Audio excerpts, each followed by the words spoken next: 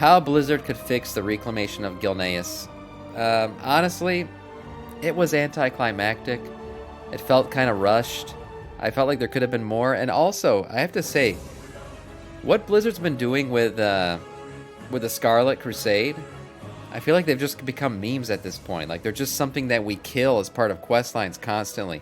I feel like the Scarlet Crusade needed something better. Needed something more. I don't know. They're more deserving as villains than just to become NPCs that we constantly kill for heritage armor or retaking of a city in a 5-minute quest line. Well, let's see what Bellular has to say about how they could have fixed the reclamation of Gilneas. So what you would have wanted to have happen, right, is maybe the Gilneans go in, right, and maybe you initially have some scouting done by some Worgen or something.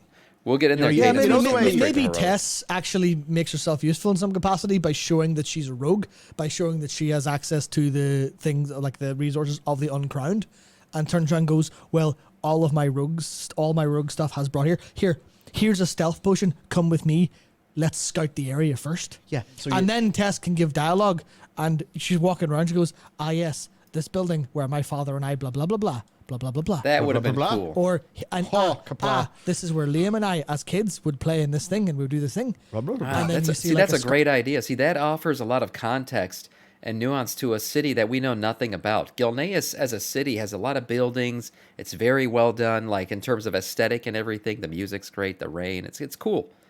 But like everything is meaningless in that city to us. We know nothing about it, right? So yeah, this whole stealth through the city and hear the stories of different things of people's childhood, that would have been awesome.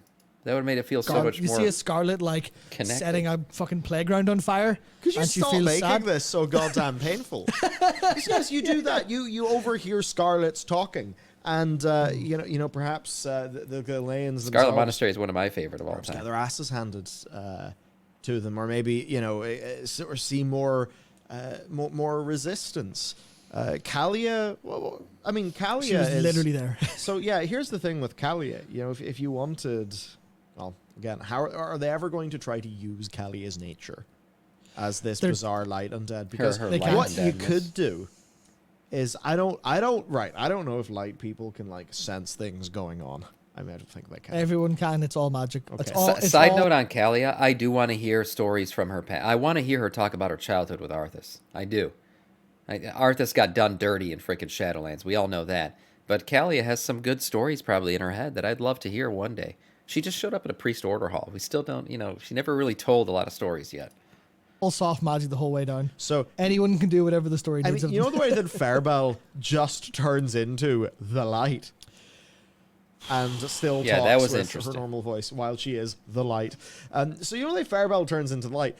What if that's just this business going on as something Kalia can kind of, recognize or... it would have been cool if she had input on that. There are so many ways you can bring the Forsaken in, and I feel like because they didn't have time, they decided, nope, in media res, right in. They're there, accept it, accept they need to be there. True. Then the problem is they never convinced us that they needed to be there because, we go from 4 Gilneas to victory in like 2 seconds. Yeah, that's true. And at least for me, there was no fight. There was no real war battle. I don't know. I mean, I was just talking about Warlords of Draenor and the whole intro with the Iron Horde and everything. That felt like a battle that we were losing. Like it felt like an all-out war. There were NPCs everywhere. There was fighting going on outside and inside of our active character zone and all that stuff. Whereas retaking Gilneas didn't really feel like a fight. Like there's just NPCs standing around waiting for you to engage them. They're engaged with another NPC and then you engage them and kill them. It didn't. Blizzard's always had, I feel like Warcraft in general has always had problems or trouble a little bit with creating a sense of you are in a big open world battle. That's always been a bit tough for them. They did it a bit in WoD, like I said in that intro, whole cinematic, not cinematic, but the intro quest line. But I feel like they missed the mark a little bit on Gilneas. Whenever that happened, I don't know if I'm just really forgetful, but I didn't really notice any undead while I was doing any of this. I didn't either, actually. Definitely didn't pay as much attention as I should have. Were they wearing different clothes or something? I don't know. I honestly don't remember. I need to go back and watch over the footage of of doing it to pay attention to what things. What did the but Forsaken do? Because I remember they showed it was a promotional shot of this on the Kalani video where the Forsaken were like throwing Battle blight. for the Undercity. Great, yes, Battle for the Undercity. I did it from an Alliance perspective where we're going through the sewer and all that stuff, and you're with Varian. Yes, that was good. That was good, and mind you, that was done with older tech than they have now. That's why I feel like it could have been better. We've had cool moments, but retaking Gilneas really wasn't one of them. I didn't see an ounce of blight when I was there, or blight thrower. Yeah, because obviously, if they were throwing blight into the area, then the Worgen couldn't fight there. Yeah, so they must have been doing something outside. Cleanse the area, clean the blight, then move in. Would be what you would do if you were gassing a place. So like, but instead they were just like, it's there, whatever. So were the Forsaken sort of gallivanting about the outside, dealing with like, what were they doing? Reinforcements. I feel like it should be really clear. Other than I have a Lillian button that's on my screen.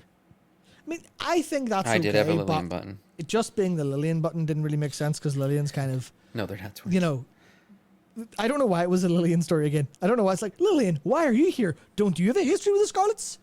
You're like, yes, I do. We covered that in the Forsaken Heritage Quest. But just as a reminder, I am not one of them. The day I died, I was not become them, whatever, etc.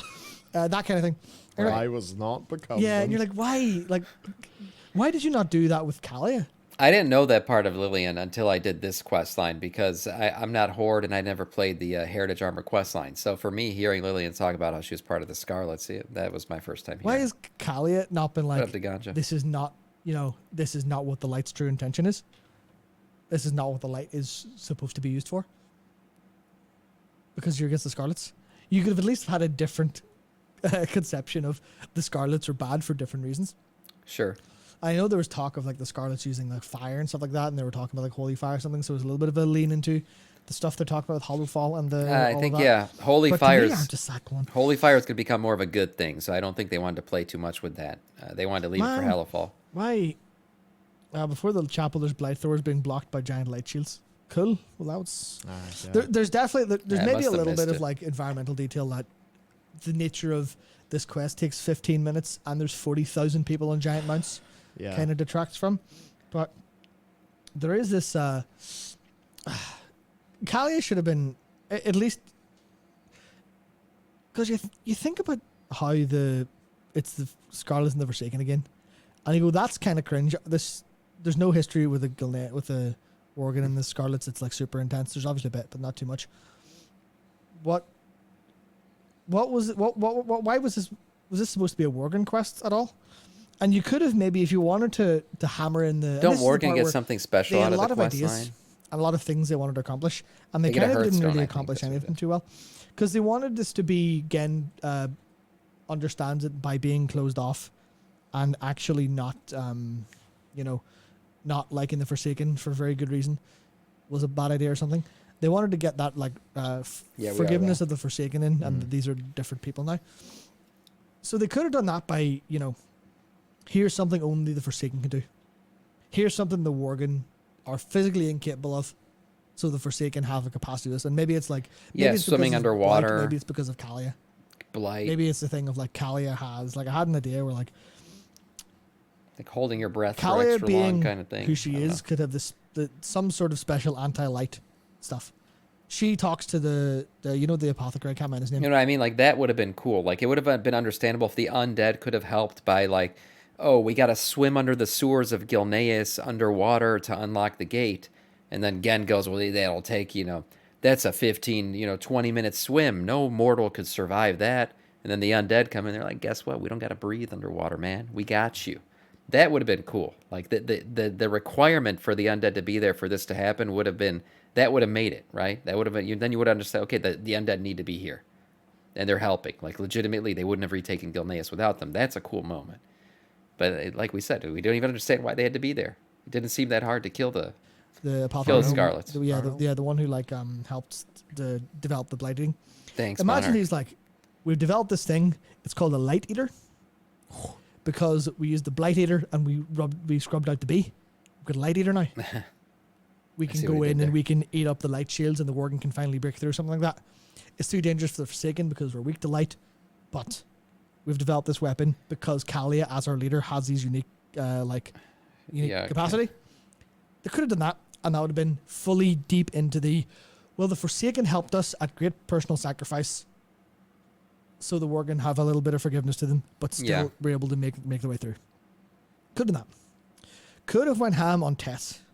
Could have been Tess shows up and she shows she's doing what Gen never could.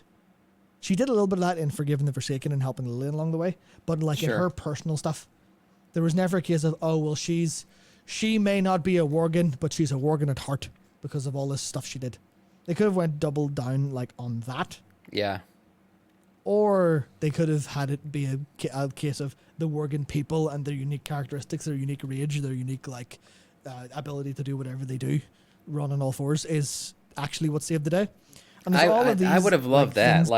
I would have loved a cool moment where maybe the I don't know, the Gilnean people are suddenly surrounded by the Scarlets, they're losing in a way, and then I don't know, full moon breaks out in the cinematic, and then they all, they're like, you know what, it's time to embrace it, and they just go full Worgen and start hacking and slashing all these Scarlets apart, and even though they've already embraced the Worgen side, in the storyline, that would have been a cool moment where we're retaking Gilneas not because we are Gilneans, but the ability to become Worgen, it's now an intrinsic part of us.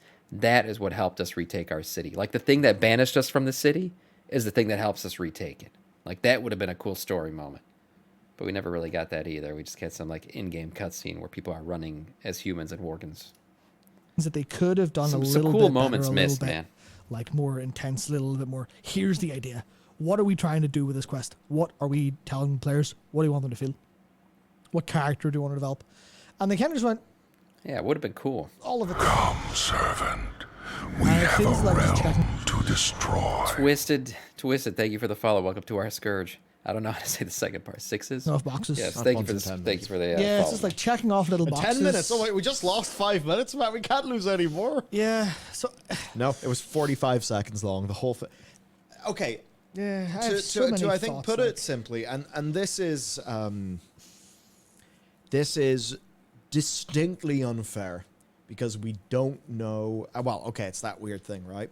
Something can be fair to a customer, unfair in expectation, as an example, unfair to a developer or the developers, but be fair to the company. So everything here, I want to, I want to be fair to the customers. I think that's, well, okay, to do a TLDR. Our stealth potioning about, let's keep the stealth potions. That would have been cool. Then either, because of something with Kalia, which maybe explains to understand why the she's story, the city better. To the protestation of everybody. That is the thing. Kalia is not a particularly popular character. I just think Queen Kalia, get it right. Yeah, whoever made that typographic. Oh, you knew that. Anyways, Kalia, by the way, too. The only time I really heard about her before was when Gen tried to get her and Anduin to get married. That was Kalia's real time in the storyline before this. I guess she needs more building. It was a typographical error, wasn't it? Blizzard definitely wasn't real. The Pallid Lady. Pallid Lady. So should have gone stealthing. We should have maybe done some little probing attacks at little parts of the front. Where we're actually seeing what's going on with these Scarlets. What are they doing? Learning more about them, and then you sort of start to transition into you clean out your areas, so maybe you set up your siege works or whatever it is, and you actually kind of make it roll.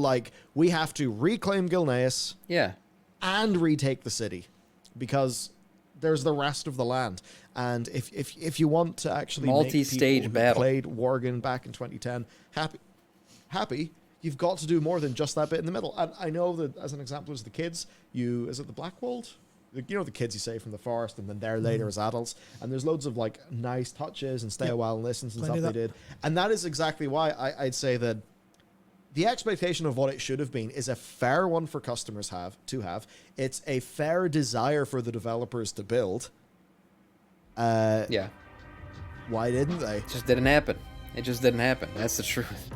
And even after the retaking, I feel like there could have been more done with the city to make it feel like, wow, this was a victory, like this was a big moment. And I feel there's not enough NPCs running around the city after we retake it. It feels very ghostly and empty. It doesn't even feel like a battle has really happened there. It just kind of feels like, hey, refreshed. We got some NPCs now. You can just walk around here and see what's going on. I don't know. There could have been a moment where all the citizens cross the bridge and then suddenly it's filled like Suramar-esque number of NPCs walking around, kids playing. It just, I don't know. Missed opportunity. Missed opportunity, no doubt.